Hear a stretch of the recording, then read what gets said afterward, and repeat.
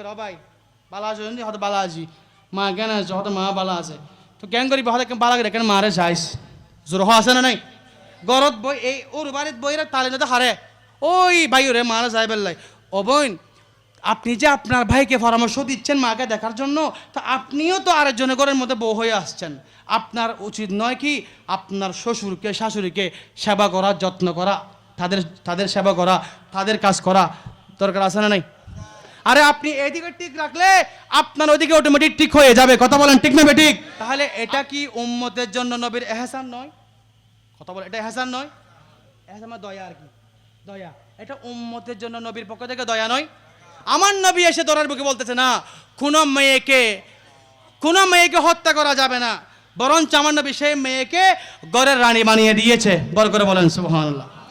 সেজন্য মা বোনদেরকে নবীর সুন্নত মোতাবেক চলা দরকার আছে না নাই মা বোনদেরকে মা ফাতেমার মতো চলা দরকার আছে না নাই কিন্তু আজকে আফসোসের বিষয় সেই মা বোনগুলা ঘরের মধ্যে এসে আরেকজনের ছেলের ঘরের বউ হয়ে শ্বশুরকে শাশুড়িকে গালাগালি করতেছে মারামারি করতেছে যেই সন্তানকে মায়ে পেটে নিয়ে লালন পালন করে আজকে লক্ষ টাকার মালিক বানিয়েছে আজকে সেই 16 কি করি ফেললাই